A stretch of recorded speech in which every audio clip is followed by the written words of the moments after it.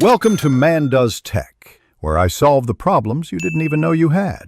In this video, I will explain how to use the tilde key. First, locate the tilde key on your keyboard, typically found to the left of the number 1 key. This versatile symbol, often appearing as a wavy line, serves several important functions across different applications. We will explore its primary uses, from accessing developer consoles in games to its role in command line interfaces and programming languages. Understanding its placement and basic function is the first step to unlocking its full potential.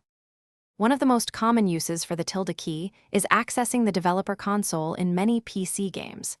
Simply pressing it usually brings up a command line interface where you can input various commands, from enabling cheats to adjusting game settings. Beyond gaming, in Unix-like operating systems such as Linux and Mac OS, the tilde symbol is a powerful shortcut. It represents the current user's home directory, making navigation in the terminal much faster and more efficient for everyday tasks. The tilde key also plays a significant role in programming and web development.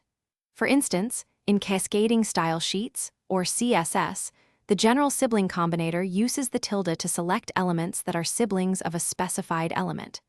In regular expressions, it can be part of complex patterns for advanced text matching.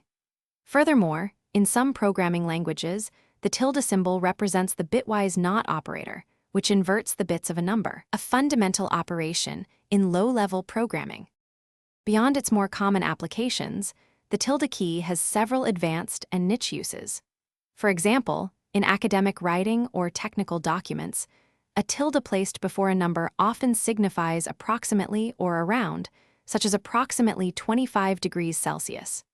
In older web server configurations, a tilde in a URL might indicate a user's personal web space. Its flexibility means that its exact function can vary greatly depending on the specific software or system you are using, making it a truly adaptable character. Thanks for watching. If you found this helpful, don't forget to like and subscribe.